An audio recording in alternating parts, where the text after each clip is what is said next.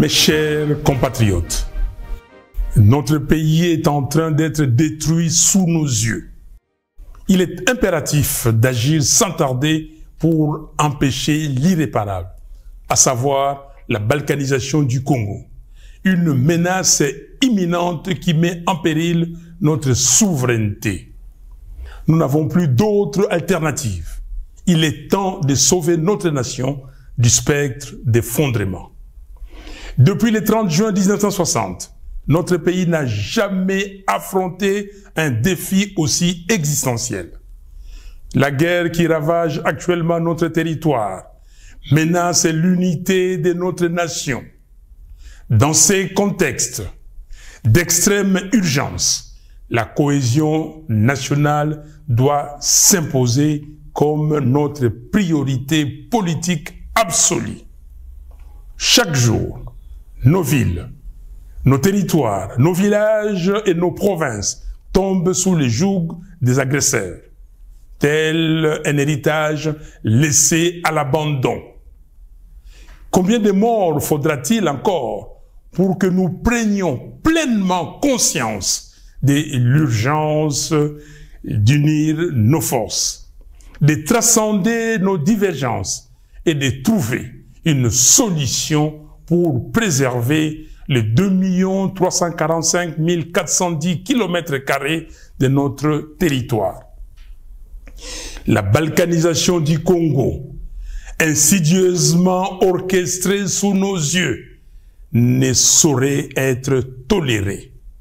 C'est un projet ignoble, une profanation de l'héritage légué par Simon Kimbangu et Patrice Lumumba. Aujourd'hui, plus que jamais, il incombe à chaque Congolais d'assumer sa part des responsabilités dans la lutte pour la sauvegarde de notre pays. Cette guerre, ces souffrances, ces vies fauchées en grand nombre nous enjoignent à un profond changement d'attitude. Nous ne pouvons plus nous permettre l'inaction ni la complaisance. Il est de notre devoir de contrer ceux qui cherchent à diviser notre peuple et à nous précipiter vers notre propre perte. Face à l'ampleur du désastre, la division interne est un luxe que nous ne pouvons plus nous offrir. L'initiative congolo-congolaise, que nous qualifions de processus de Kinshasa, proposée par la CENCO et l'ECC, constitue une opportunité historique pour mettre fin à la guerre et reconstruire notre pays. Ce projet ne se limite pas à un simple appel à la paix. Il incarne une profonde refonte de notre approche politique, une véritable révolution dans notre manière de vivre ensemble. Je lance donc un appel ferme à tous les Congolais, quelles que soient leurs appartenances, à se rallier à cette dynamique de réconciliation et de cohésion nationale. L'heure est à la responsabilité individuelle et collective. Il est temps d'agir pour sauver notre pays. J'exhorte Corneille Nangaa à déposer les armes, à faire prévaloir l'intérêt supérieur de la nation, en pensant à l'intégrité de notre territoire national et surtout à reconnaître les droits inaliénables à la vie de ses frères et sœurs. J'en appelle à Joseph Kabila afin qu'il se remémore tout ce que le Congo lui a donné et qu'il s'engage résolument en faveur de la paix.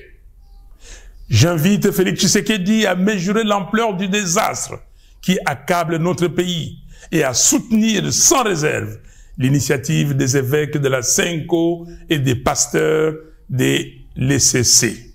J'encourage enfin l'ensemble des responsables religieux à s'unir derrière ces processus salvateurs pour notre nation. C'est une catharsis.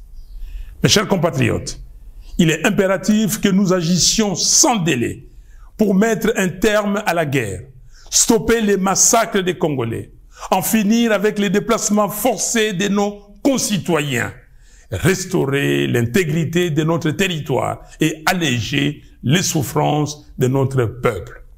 Il est temps de replacer notre nation sur la voie du développement, du progrès et de la dignité. Que Dieu bénisse le Congo et son vaillant peuple. Je vous remercie.